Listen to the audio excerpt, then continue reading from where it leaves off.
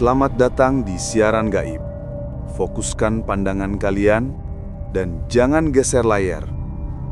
Sebelum kita membuka cerita kali ini, jangan lupa like, komen, dan subscribe. Kampung kecil di Bali itu selalu tenang saat pagi hari. Tapi hutan bambu di belakang Banjar menyimpan sesuatu yang tidak pernah benar-benar dibahas oleh warga. Mereka hanya tahu satu hal, anak-anak harus sudah mulih sebelum sandikala. Malam sebelum kejadian, Made, anak kelas 5, bermain dengan teman-temannya di dekat hutan bambu. Matahari sudah turun, langit berubah jingga tua. Teman-temannya satu persatu dipanggil pulang. Made, ayo mulih, sudah sandikala. Aku sebentar lagi, kalian duluan saja. Komang menoleh lagi sebelum pergi, tampak ragu. Tapi Made hanya tersenyum dan melambai. Ia tidak tahu bahwa keputusan itu membuat satu kampung terjaga semalaman. Ibu Made malam itu mengira Made nginep di rumah sepupunya Putra karena besok hari Minggu. Ia tidak curiga apa-apa. Hingga esok pagi, perasaan gelisah muncul tanpa sebab. Ia akhirnya menelpon rumah kakaknya. Putra, Made di sana kan? Katanya mau nginep. Loh, Bu, Made sudah mulih sore kemarin. Dia pamit sebelum sandikala. Kursi hampir jatuh ketika Ibu Made berdiri. Ia tidak pulang.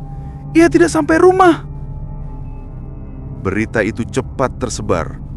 Warga langsung berkumpul di Balai Banjar. Terakhir di mana dia? Di hutan bambu, Pak. Saya sudah ajak mulih, tapi Made bilang sebentar lagi.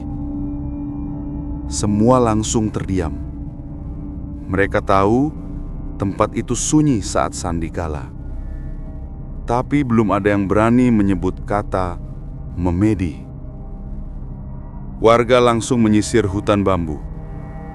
Nama Made dipanggil berkali-kali. Tidak ada jawaban.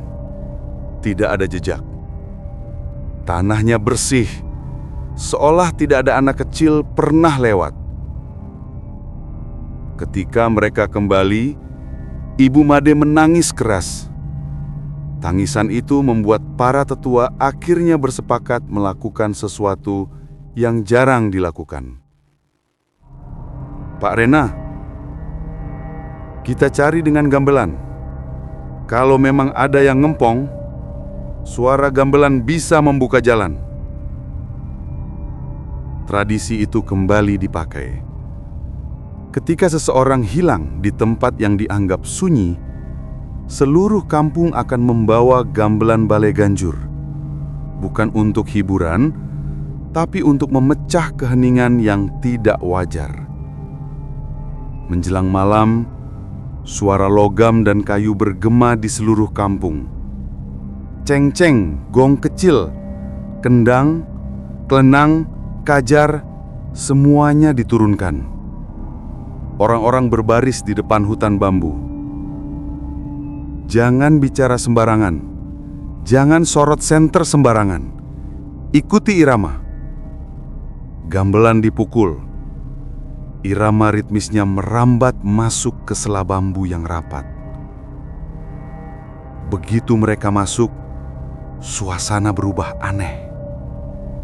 Angin berhenti. Daun bambu tidak bergerak. Suara jangkrik hilang. Hanya gamelan yang terdengar. Mang Oka yang berjalan di tengah barisan tiba-tiba melihat sesuatu berdiri jauh dalam gelapnya bambu. Sosok tinggi, sangat tinggi, memanjang ke atas melebihi bambu muda. Wajahnya samar, gelap, dan tidak memiliki lekukan di bawah hidung. Rata, seperti wajah yang tidak selesai. Mang Oka cepat-cepat menunduk. Pak Pasek berkata sangat pelan, "Lurus saja, jangan lihat ke samping." Gamelan dipukul lebih kuat. Irama itu seperti mendorong sesuatu menjauh. Beberapa warga merasa ada yang berjalan di belakang mereka, tapi tidak bersuara. Setelah hampir 10 menit, Jero Mangkulodra maju membawa canang dan dupa. Ia berdoa, dan perlahan baru kali itu malam terasa bernafas lagi. Angin bergerak, bambu bergoyang pelan. Setelah doa pendek, ia memanggil, "Made, mulih." Gamelan berhenti. Hutan mendadak hening. Hening yang membuat dada terasa sesak. Dan dari balik rumpun bambu terdengar langkah kecil. Made muncul. Wajahnya bingung, seperti baru bangun tidur. Ibu Made berlari memeluknya. "Kau di mana semalam, De?" "Aku baru main sebentar. Kenapa sekarang malam?" "Tadi ada orang tinggi di belakangku. Dia diam, tidak bicara.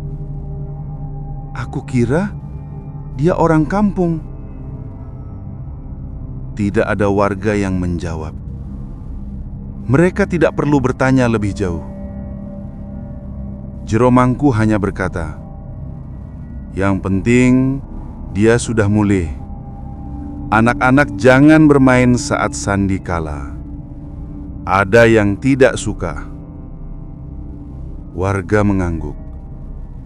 Gamelan dibawa pulang, hutan bambu kembali gelap.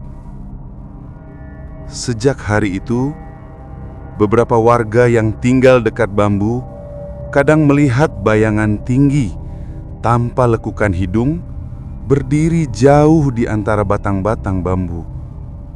Diam, tidak bergerak, hanya memperhatikan. Tapi Made selamat, dan dia tidak pernah bermain di sana lagi.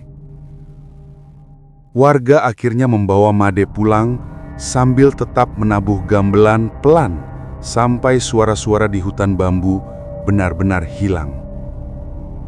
Made dirawat, dimandikan air kelapa, dan didoakan sesuai adat setempat.